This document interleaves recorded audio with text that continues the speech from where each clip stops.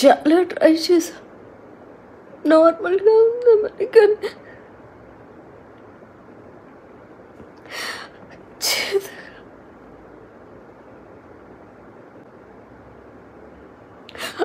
అవ్వట్లేదు.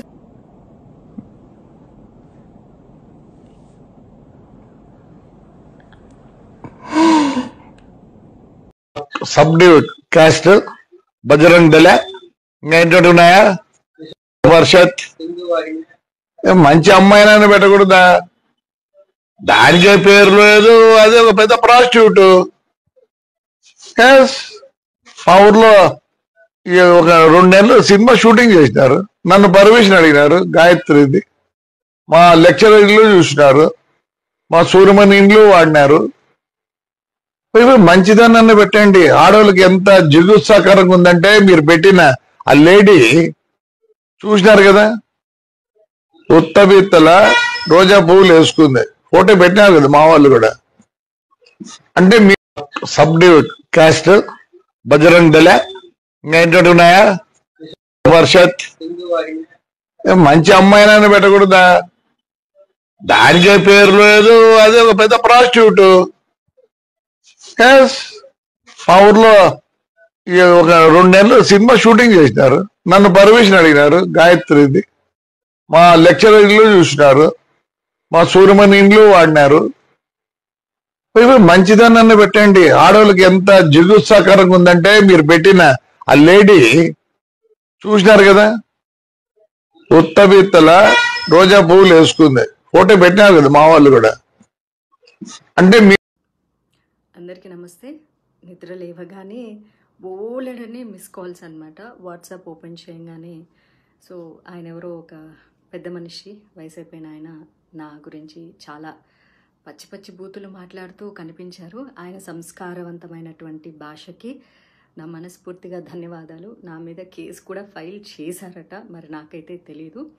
ఒకవేళ మహిళల సంరక్షణ గురించి నేను మాట్లాడడమే నేరంగా భారతదేశంలో పరిగణించబడితే అలాంటివి మరికొన్ని 10 కాదు 100 వీడియోలు చేయడానికి నేను సిద్ధంగా ఉన్నాను. నా మీద 100 కేసులు ఎవరైనా పెట్టుకోవాలి అనుకుంటే దయచేసి పెట్టుకోవచ్చు, నాకు ఎలాంటి అబ్జెక్షను లేదు.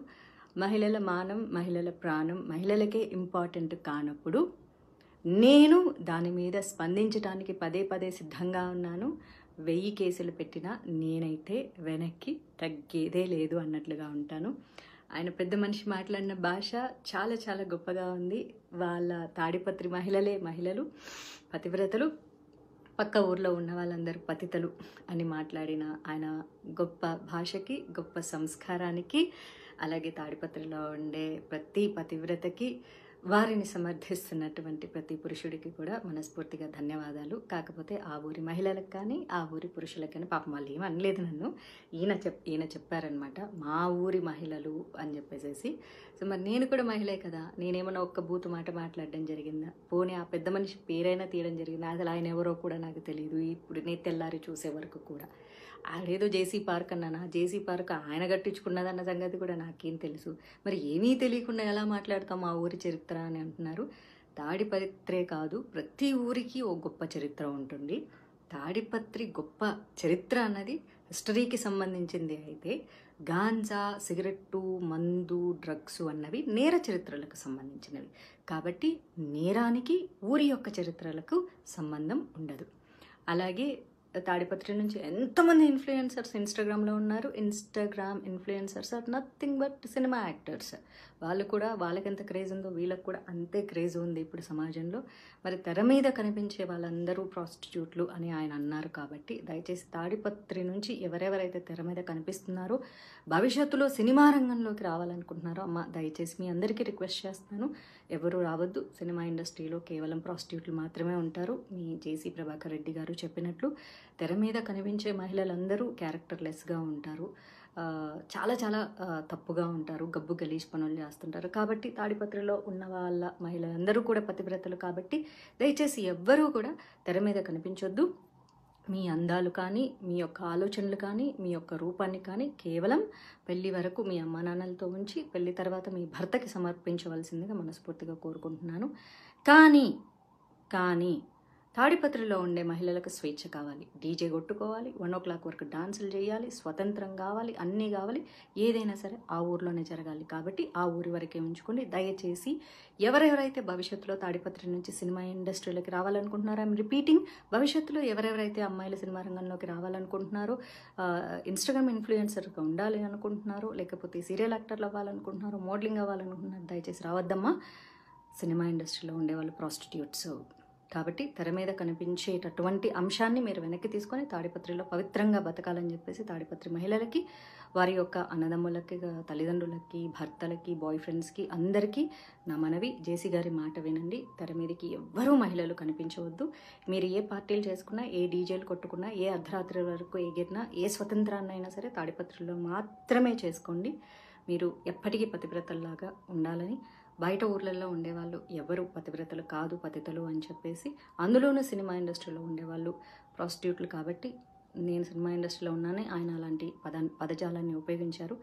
చాలా సంతోషం పెద్ద మనిషి గారు, చాలా చాలా సంతోషం అండి. అయితే జేసీ అస్మిత్ రెడ్డి గారు తాడిపత్రి ఎమ్మెల్యే అంట. ఆయన గురించి నేను బాగా విన్నాను. Is very youngster, very nice person, చాలా పొలైట్గా మాట్లాడతారట. కాకపోతే సొంత తండ్రి అంత దారుణంగా మాట్లాడుతుంటే ఆయన కూడా ఖండించలేని పరిస్థితులు ఉండింటారు. కాకపోతే మీకు కూడా సినిమా ఇండస్ట్రీలతో చాలా మంచి సంబంధాలు ఉన్నాయి. అస్మిత్ రెడ్డి గారి వాళ్ళ బ్రదర్కి అయితే సినిమా ఇండస్ట్రీతో చాలా మంచి సాన్నిహిత్యాలు ఉన్నాయి. కాబట్టి మీకు కూడా బయట మీ తండ్రి గారు మాట్లాడినటువంటి భాష మీరు మాట్లాడరు అని కూడా నేను వినడం జరిగింది. ఏదైతేనేమి జేసీ గారికి సమర్థిస్తున్నటువంటి సైకోపాత్స్ అందరికీ కూడా మనస్ఫూర్తిగా ధన్యవాదాలు. నేనైతే భయపడట్లేదు. భయం అంటే ఏంటో కూడా నాకు తెలియదు. ఎందుకంటే పుట్టడం సహజం, మరణించడం కూడా సహజం. మధ్యలో జరిగేవన్నీ మన కర్మల్ని బేస్ చేసుకునే ఉంటాయి. కాబట్టి నన్ను మీరు కిడ్నాప్ చేయాలనుకుంటే చేసుకోవచ్చు, లేకపోతే మీరు చెప్పినటువంటిది ఏదైనా మర్డర్ చేస్తారంటే కూడా చేసుకోవచ్చు. ఎందుకంటే నా తలరాతలో ఏం రాసి ఉంటే అది జరుగుతుంది తప్ప నా తలరాతలో రాయింది ఏది జరగదు. ఒక కృష్ణ ప్రేమికురాలుగా చెప్తున్నాను, నేను రాజ్యాంగబద్ధంగా చాలా చక్కగా మాట్లాడాను. మహిళల స్వేచ్ఛ గురించి, స్వతంత్రం గురించి, సేఫ్టీ గురించి మళ్ళీ మాట్లాడుతూనే ఉంటాను.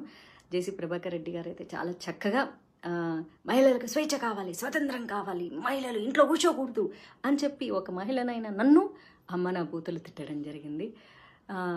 పాముకి 2 నాలుకలు ఉంటాయి, మనిషికి ఒళ్ళంతా విషం ఉంటుంది. ఆ విషముతో కూడినటువంటి పాము నాలికలా మాట్లాడినటువంటి మీ యొక్క వయసుకి కూడా నాకు మర్యాద ఇవ్వాలని ఉన్నా సరే మీ భాషకి మర్యాద ఇవ్వలేక, ఇక ఎలాగూ వయసు అయిపోయింది కాబట్టి మిమ్మల్ని అనుసరించి మీరు మాట్లాడేవి చేదు మాటలు నచ్చే ఎంతోమంది సైకోపాత్స్లు ఉంటారు. కాబట్టి మీ అందరికీ నా పాదాభివందనాలు.